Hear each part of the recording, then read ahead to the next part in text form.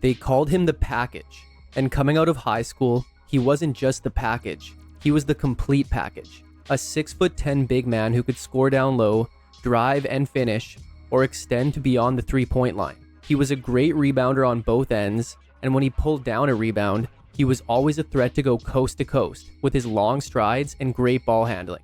He could slice and slither through the defense, possessing incredible body control for someone his size. But he could also facilitate the offense with his exceptional passing vision. Lamar Odom was a rare breed then and would be a rare breed now. Yet for as talented as he was, some feel like he underachieved after looking like a perfect prospect coming out of high school. But he played great in his early years for the Clippers in a situation he likely wasn't ready for and had trouble navigating. Then after a year with Miami, he reinvented himself as a Swiss Army knife for the Lakers alongside Kobe Bryant and Pau Gasol, helping them to win back-to-back titles. His career ended disappointingly, but that was nothing compared to his post-career struggles, which unfortunately would quickly overshadow his playing days and become what he was known for, which is very sad because Lamar Odom spent over a decade in the league as one of its most versatile players and one of the most well-rounded point forwards of all time. Let's jog your memory.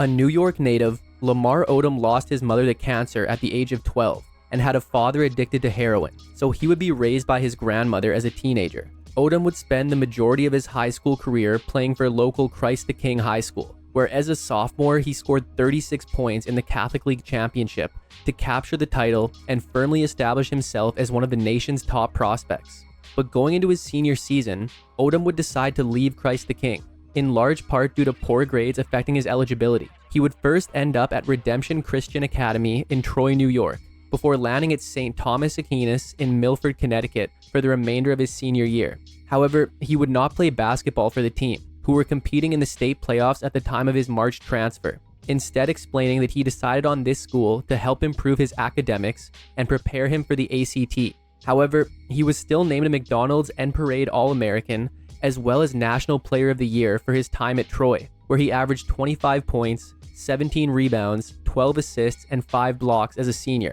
Odom would pass the ACT and commit to UNLV for his 1998 freshman season, but things would unravel after a Sports Illustrated article suggested that Odom may have had help due to his score of 22 out of 36 being unusually high for a student who had barely passed high school.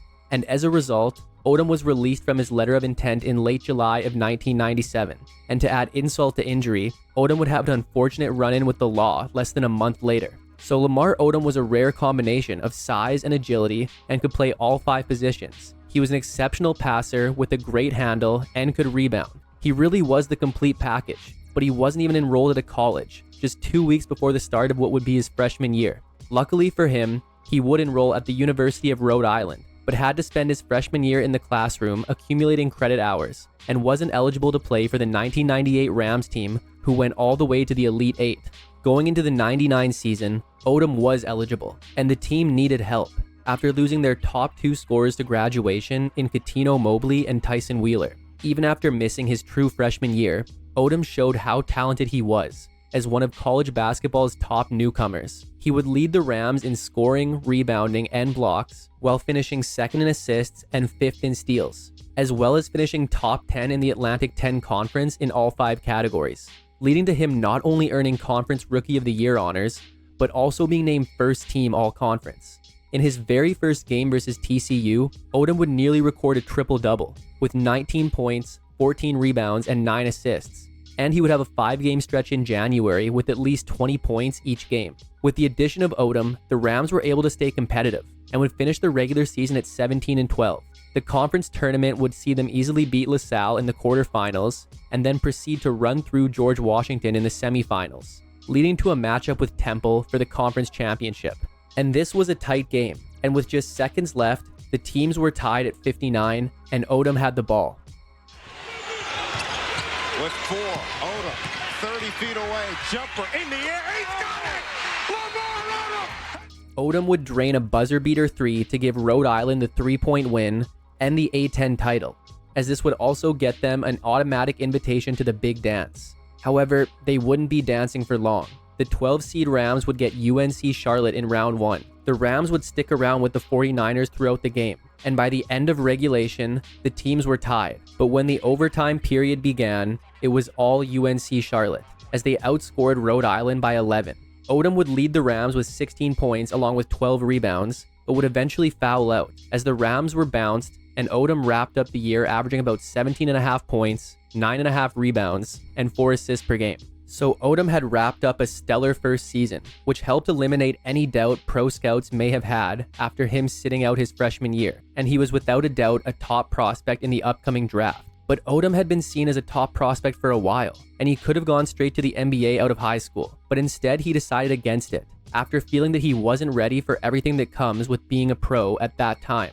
But Odom felt he was ready for the pros now, as he would hire an agent and declare for the '99 NBA draft. But then he had second thoughts and tried to withdraw. However, due to signing with an agent, he had forfeited the remainder of his college eligibility, so he would remain in the draft. And although he clearly didn't feel ready, that wouldn't scare teams away.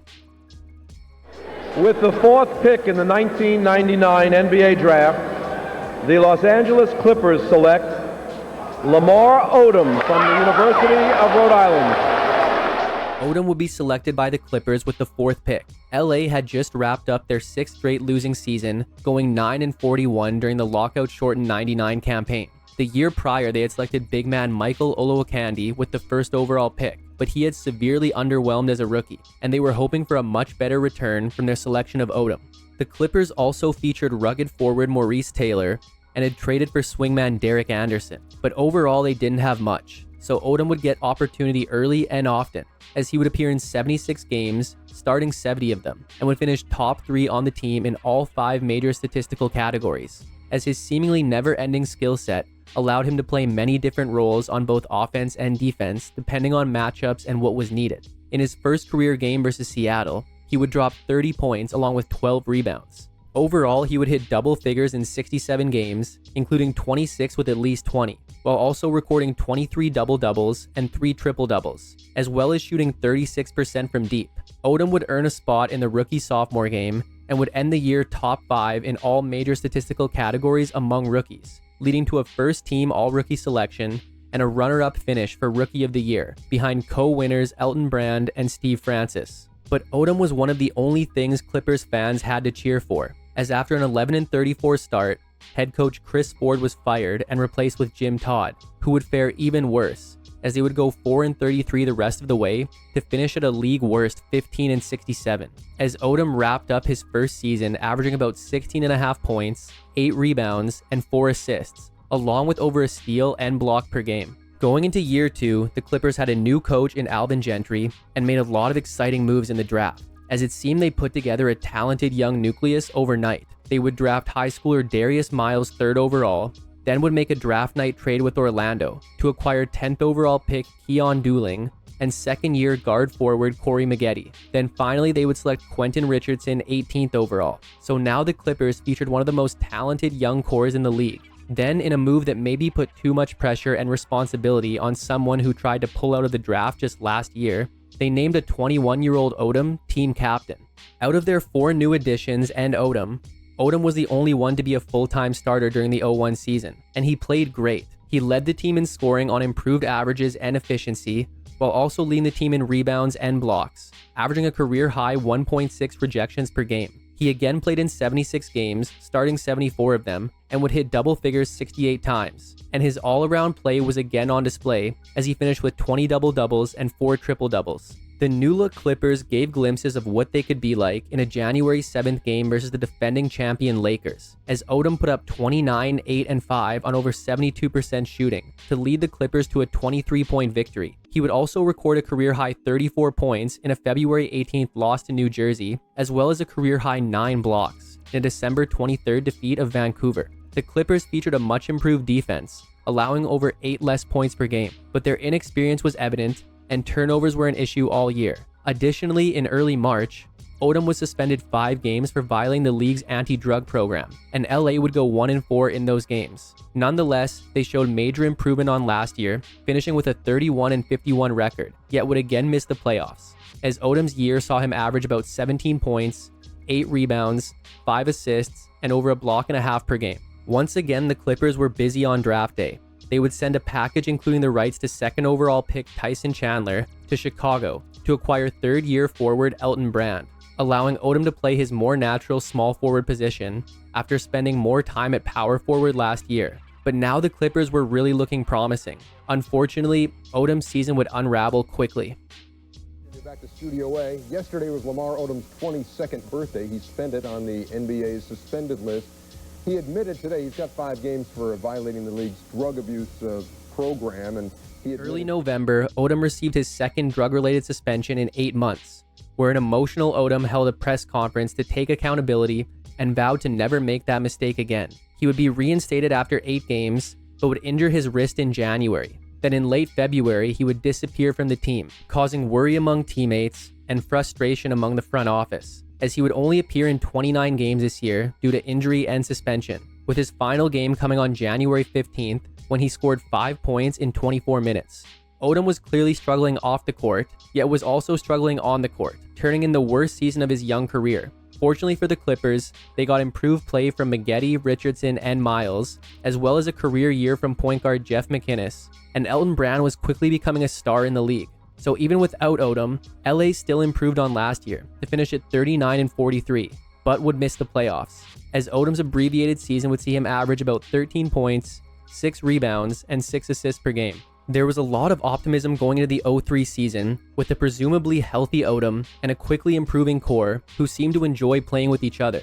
But the core was slightly altered, as an offseason trade had seen Miles sent to Cleveland, with the Clippers receiving point guard Andre Miller. However, Odom had suffered an ankle injury during training camp and was reportedly still recovering from his wrist injury, as he would miss the team's first 29 games of the season, with the Clippers going 12-17 in that time.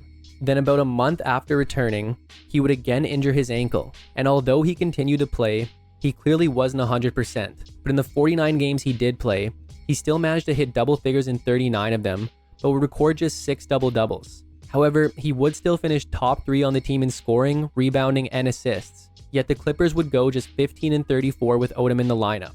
Brand, Maggette, and Richardson would each miss at least 18 games, and Olowokandi would be limited to 36 games. And for the first time since Odom's arrival, the Clippers regressed, as they would go 27-55 and again miss the playoffs. And Odom's year would see him average about 14.5 points, 6.5 rebounds, and 3.5 assists per game.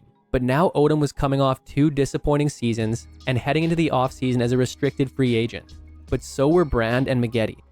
In late July, the Clippers matched an offer sheet Maggette signed with Utah worth about $40 million over 6 years. And about a week and a half before that, they had matched an offer sheet that Brand had signed with Miami worth about $82 million over 6 years. So when Miami came with a 6-year deal worth about $65 million for Odom about a month after the Brand offer, LA decided they had who they wanted and would decline to match this offer sheet, ending Odom's up and down 4-year stretch in LA. But the soon-to-be 24-year-old Odom was about to become part of another exciting core.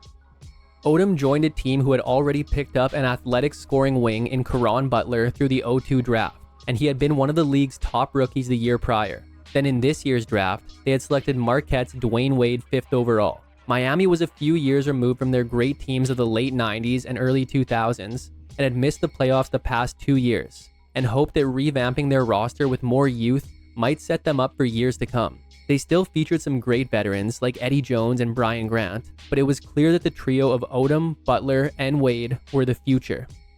After being written off by some, Odom would have a redemption year in 04, and would do so with a heavy heart, as his grandmother had passed away over the summer. He would play and start in a then career-high 80 games, while finishing second on the team in scoring and first in rebounds, with a then career-high 9.7 per game.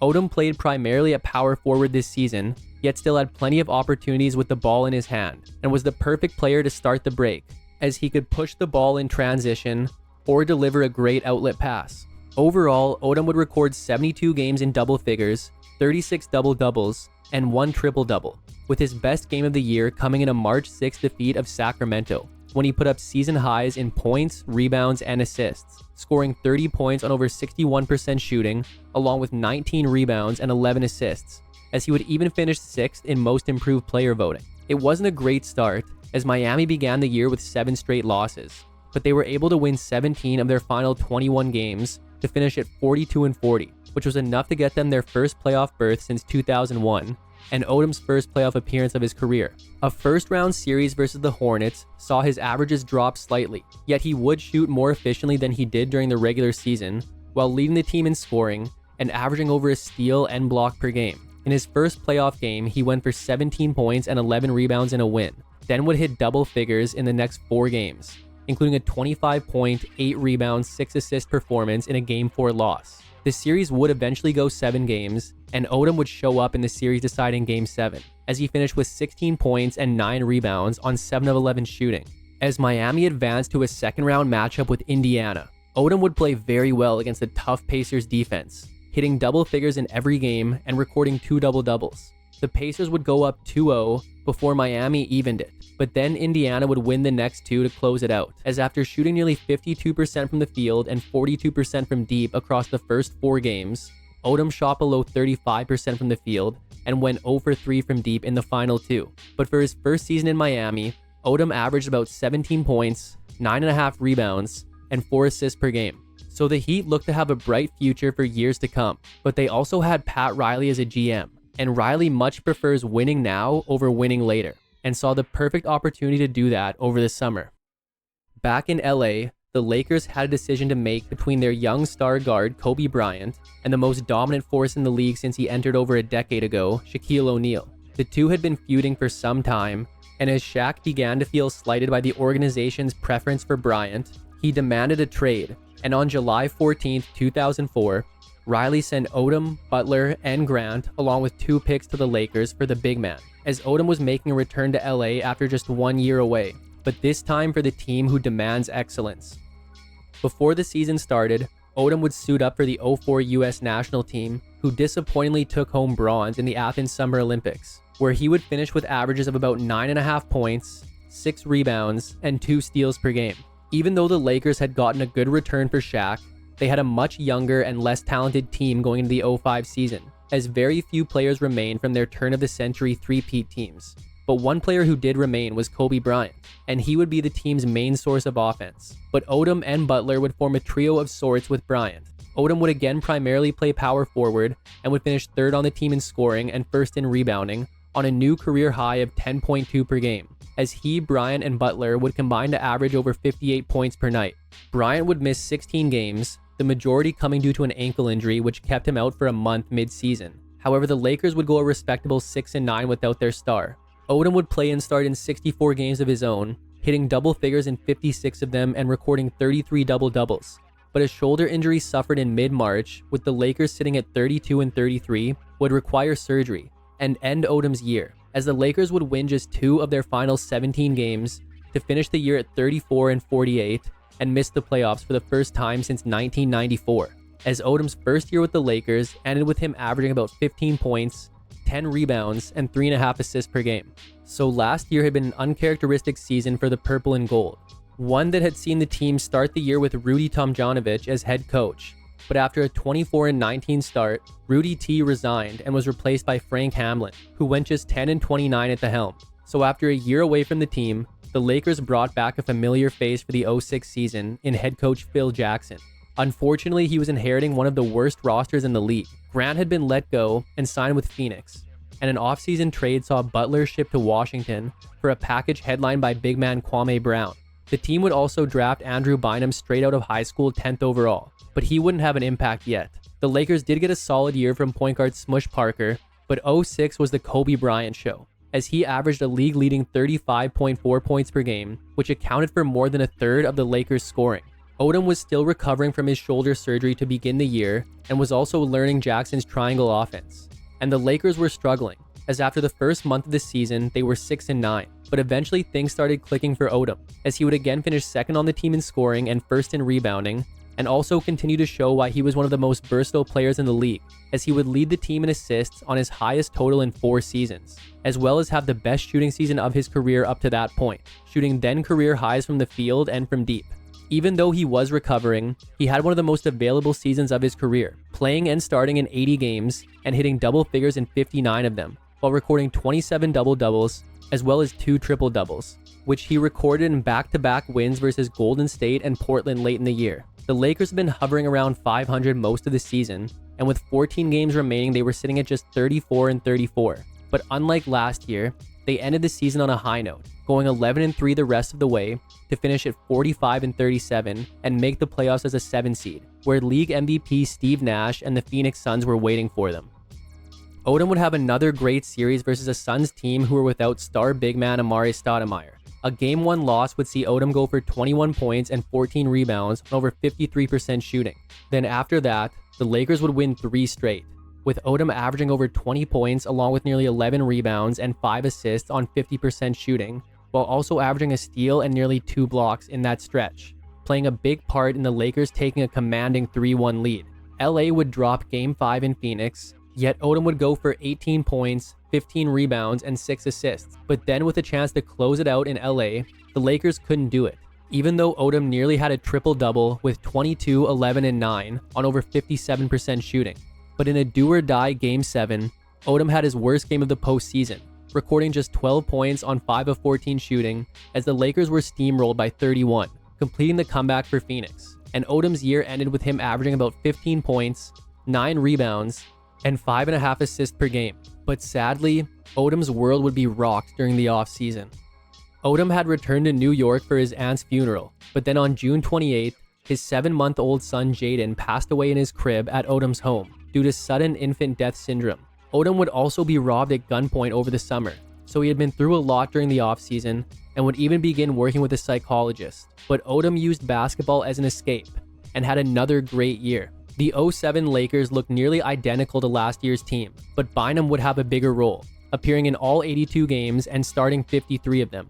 Odom would again be Robin to Kobe's Batman, finishing second on the team in scoring and assists, as well as first in rebounding. The Lakers would get off to a great start, sitting at 14-6 going into a December 12th matchup versus Houston, but Odom would suffer a knee injury, which would keep him out of the following 21 games, as the Lakers would go 12-9 in those games. Overall, Odom would play and start in just 56 games this year, hitting double figures in 48 of them, while recording 24 double-doubles and a triple-double. The Lakers would lose momentum as the season went on and recorded a 6-game losing streak in February and a 7-game skid in March, as they would finish at just 42-40, but would again make the playoffs as a 7 seed and get a rematch with Phoenix. However, this time Phoenix would be the team to go up 3-1 and ultimately close out the series in 5 games. Odom would have a monster series, recording double-doubles in all 5 games and averaging over a block per game. He would go for 17 and 16 in a Game 1 loss. Then Game 2 would be his worst, as he had 10 and 10 in a blowout loss. The Lakers' lone win of the series saw Odom put up 18 and 16, then in Game 4 he recorded 19 and 13. Game 5 was his best, as he went for a playoff career-high 33 points on nearly 62% shooting along with 10 rebounds. But Phoenix would still win by 9 to end LA's year again. But for the regular season, Odom averaged about 16 points, 10 rebounds, and 5 assists per game. After a few years with Golden State and Utah, longtime Lakers point guard Derek Fisher signed with the team going into the 08 season. Kobe was still option number 1 and Odom number 2, but Bynum was continuing to improve and was averaging about 13 points, 10 rebounds, and 2 blocks in his first 35 games. Odom would have one of the most efficient seasons of his career, shooting over 52% from the field and also pulling down a career-high 10.6 rebounds per game. He would record double figures in 63 games with 43 double-doubles and a triple-double. He would also have a great 2-game stretch in a late March home-and-home versus Golden State, when he went for 19 points and a career-high 22 rebounds in the first game, then followed that up with 23 points and 21 rebounds in the second. The Lakers were playing great, but then in a January 13th win versus Memphis, Bynum injured his knee, which would ultimately end his season. The Lakers were 25-11 after the Memphis game, but would go 3-5 over their next 8. And with Kobe being in his prime, they knew they were in their best position to win. So on February 1st, they sent a huge package to Memphis for all-star big man Pau Gasol. Over the next 14 games following the trade, the Lakers would go 13-1, including a 10-game win streak. Gasol would miss a couple weeks late in the season, but overall his addition helped the Lakers to their best record in 6 seasons, as their top 5 scoring offense, led by league MVP Kobe Bryant, propelled them to the best record in the West at 57-25, and a first-round matchup with Denver, and their high-scoring duo of Carmelo Anthony and Allen Iverson. With the addition of Gasol, Odom was now the team's third option and would have his struggles in a 4-game sweep of the Nuggets. He had his usual great production with 17, 14, and 6 on over 57% shooting in a Game 1 win, but over the next two would only average about 8 points on a combined 5 of 18 from the field. He would get back on track in Game 4 with 14 and 12 as the Lakers advanced to a second-round matchup with Utah. The matchup with the Jazz would be one of the greatest series of Odom's career. He would be one of 3 players on the team to average at least 18 points, and did so on a team-high 58.7% from the field and 66.7% from deep, while also leading the team with nearly 12 rebounds a game and chipping in 2 blocks a night. He would go for 16 and 9 in Game 1, then over the next 2 would average 16 points and 14 rebounds, while shooting a combined 10 of 13 from the field, as the Lakers went up 2-1. The Jazz would even the series in Game 4 with an overtime win that saw Odom go for 26 points, 13 boards, and 3 blocks. And he would follow that up with 22 and 11 in a Game 5 win, as the Lakers would close out the series in Game 6, with Odom putting up 13 and 9. The conference finals brought the Spurs, and with the Lakers once again possessing a big man who could hold his own versus Tim Duncan, they were able to gentleman sweep San Antonio. Odom would struggle more this series, as he barely shot 40% over the 5 games, yet he would still tie for the team lead in rebounds.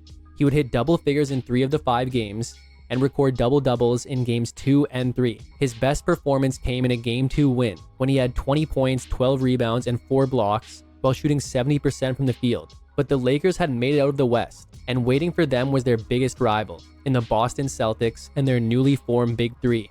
For the most part, this was a close series, with the Lakers trio all playing well. Odom would average about 13.5 points and 9 rebounds, and would do so on nearly 52% shooting.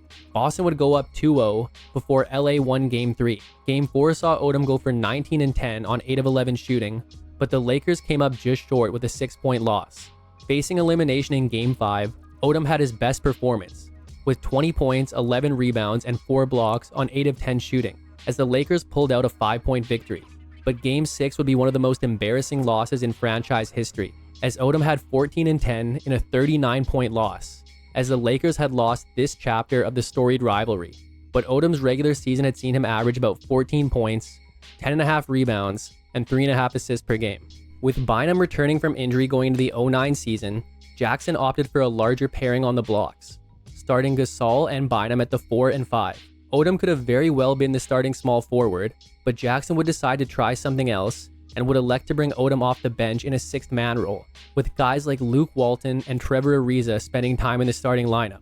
Although this was initially a bit of a hit to Odom, who was in a contract year, he would soon come to accept and even embrace the 6th-man role, and he excelled, as Lamar Odom versus nearly any member of a team's second unit was a talent discrepancy in Odom's favor. Odom would not be a top 3 scorer on his team for the first time since 2002, and would put up a career-low scoring average up to that point. But he was invaluable to the Lakers' success this season.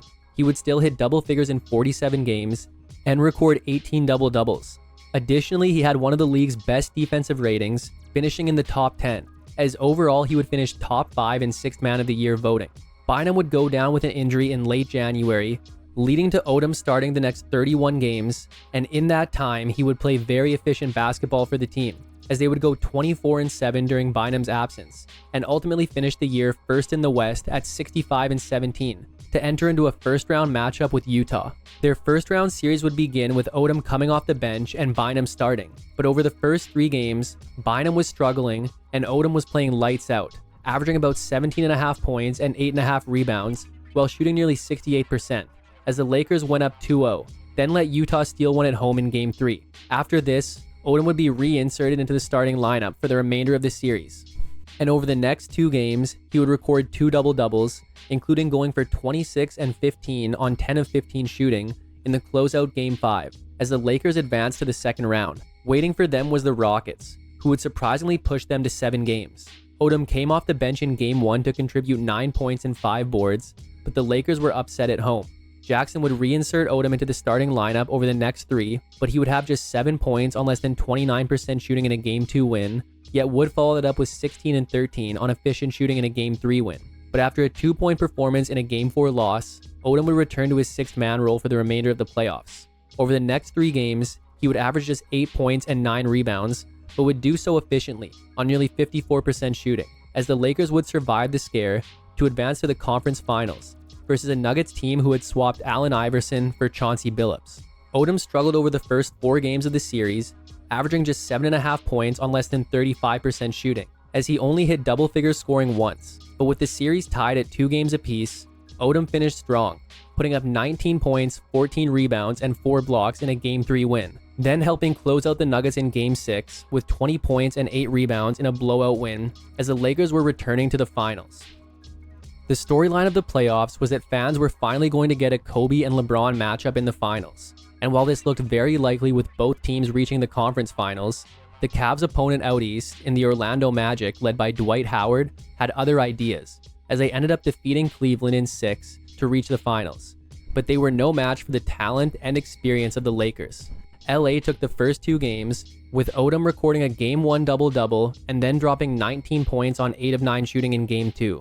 Orlando squeaked out a win in Game 3, as Odom took just 6 shots, yet made 4 of them for 11 points. Game 4 was his worst with 9 points on 40% shooting, but in the closeout Game 5, Odom went 3 for 3 from deep and finished with 17 points and 10 rebounds, as the Lakers won the game and the title, with Kobe showing he could win without Shaq.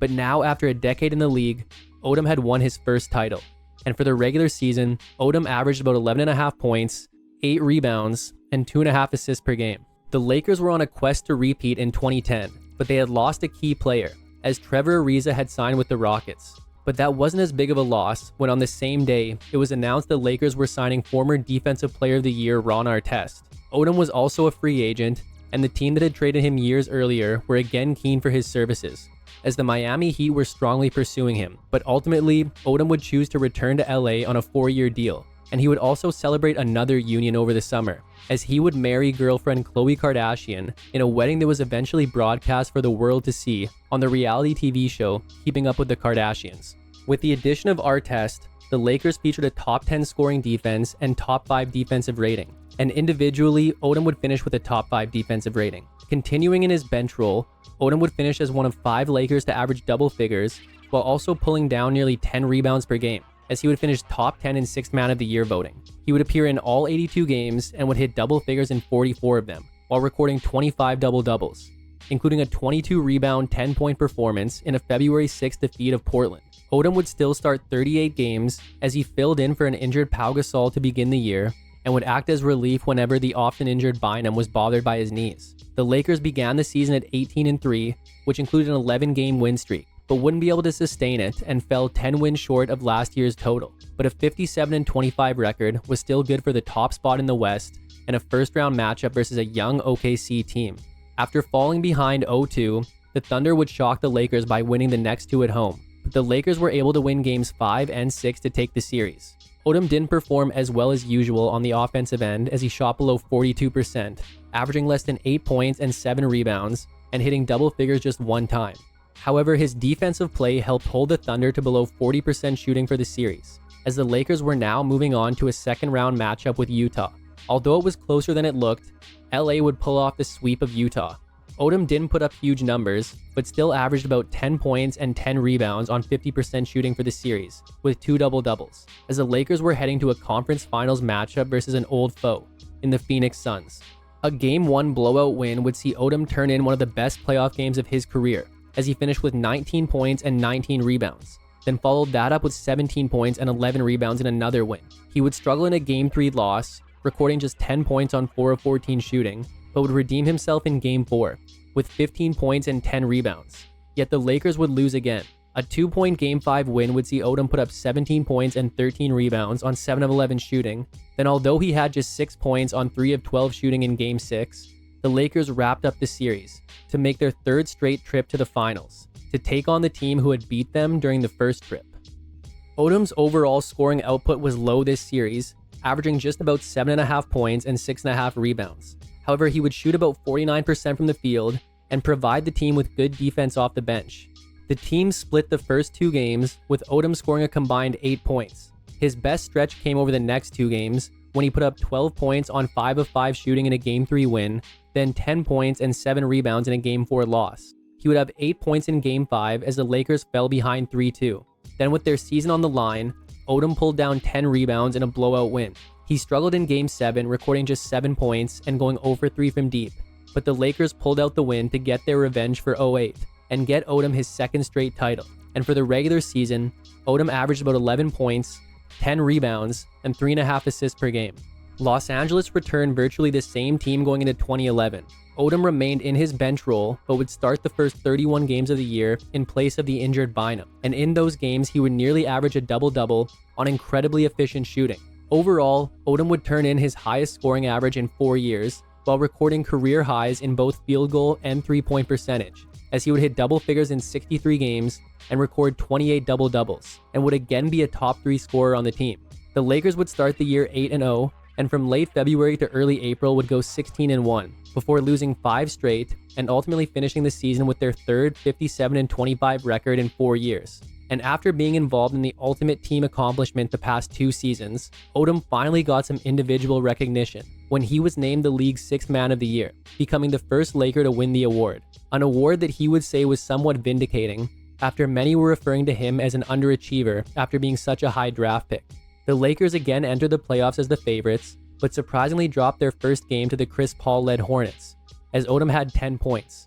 Over the next 2, he would average 14.5 points and 8 rebounds on 60% shooting, as the Lakers went up 2-1. He would play poorly in a Game 4 loss, but then the Lakers would rally to easily defeat the Hornets in each of the next 2 games to take the series, with Odom hitting double figures in both games. The second round brought Dallas, and while they were no easy matchup, no one was expecting the series to go the way it did. Odom would put up 15 and 12 as the Lakers dropped Game 1 at home by 2 points. Game 2 saw Odom score just 6 points as the Lakers fell behind 0-2. Odom would have 18 and 6 in Game 3, but Dallas pulled out another win, as they took a commanding 3-0 series lead. Then Game 4 saw Odom play less than 18 minutes in an embarrassing blowout loss, before getting ejected for body-checking Dirk Nowitzki. And just like that, the Lakers season was over, as Odom finished with averages of about 14.5 points, 8.5 rebounds, and 3 assists per game. Odom would have another very difficult summer, as his close cousin was killed, and then a day after attending the funeral, he was a passenger in a vehicle that struck and killed a teenage cyclist. He thought to take a brief hiatus from basketball, but then again he didn't really have a choice, as the 2011 offseason was longer than expected due to the NBA lockout. And then in early December, with the NBA set to resume in a couple weeks, a blockbuster 3-team trade was announced, which saw the Lakers receive superstar point guard Chris Paul, while Gasol was sent to the Houston Rockets and Odom to the Hornets. But less than an hour later, Commissioner David Stern vetoed the trade, as at the time the Hornets were owned by the NBA, and speculation was that owners were upset that a perennial contender like the Lakers were getting the league's best point guard, with other speculation being that the league felt the Hornets' resale value would plummet if they were without their star. So the trade didn't go through, but the damage was done, and Odom felt disrespected about the way that he first heard about the trade, and would then request his own trade to another contending team, which the Lakers were open to, as with new coach Mike Brown replacing Phil Jackson, Odom would no longer hold as much value as he did when he was relied on to initiate Jackson's triangle offense with the second unit. And just a few days later on December 11th, Odom was dealt to an unexpected new team. Odom was shipped to the defending champion and the team who had just swept them out of the playoffs in the Dallas Mavericks for next to nothing. After losing Tyson Chandler to the Knicks, the Mavs hoped adding Odom could help their front line, but calling this season forgettable would be an understatement. The Mavs possessed virtually the same championship core with Dirk, Jason Terry, Sean Marion, and Jason Kidd, while also adding Vince Carter. But Odom was never able to find his place on the team and spent most of the season out of shape and unmotivated, as he would later explain that the trade to Dallas basically ended his career and purpose. Rick Carlisle had constant criticism for Odom, and Odom was going through his own struggles and would eventually step away from the team for a few games in late February. He would get the first DNP of his career this season, and after a heated argument between him and team owner Mark Cuban during an April 7th game, the team made him inactive for the remainder of the season, as Odom appeared in 50 games, getting about 20 minutes per game and putting up career-low averages for a Mavs team who went 36-30 and were swept by OKC in round 1, as his year in Dallas saw him average about 6.5 points, 4 rebounds, and 1.5 assists per game. The Odom experiment was over quickly, as in late July he was included in a 4-team trade, which saw him end up back where it all began with the LA Clippers, ironically playing with the player he was almost traded for in Chris Paul, as the Clippers were beginning their Lob City era with Blake Griffin and DeAndre Jordan. Odom would play a modest role with the team, but would appear in all 82 games, and provide a solid rebounding presence. But at the same time, he just wasn't able to recapture his Lakers form, as he just seemed to have lost his love for the game. The Clippers were much better than his first stint there, as they would finish at 56-26 and get a first-round matchup with Memphis. The series would go 6 games, and Odom would appear in every game, even starting one of them. Yet he would have minimal contributions, as the Clippers would fail to make it out of the first round, with Odom's season seeing him average about 4 points, 6 rebounds, and 1.5 assists per game. Odom was a free agent after the season, but would not sign with another team, marking the end of his NBA career. He would eventually sign on to play in the Spanish League in early 2014, but a back injury would end his time with the team after just 2 games, marking the end of his playing career. Yet sadly, Odom's life went on a downward spiral after his career was over, as he received a DUI shortly after the 2013 season amidst allegations that he was struggling with addiction, and soon after his wife filed for divorce. Then on October 13, 2015, he was tragically found unconscious at a Nevada brothel due to cocaine overdose, as he had suffered kidney failure along with multiple heart attacks and strokes, and would be placed on life support in a comatose state. Miraculously, he would survive this scare and then go public with his struggles with addiction, as he would admit that his drug addiction had began around the time he was traded from the Lakers and that it killed his motivation. But luckily, he has been able to stay sober and turn his life around. Lamar Odom had a career most could only dream of, yet it can feel like it could have been so much more.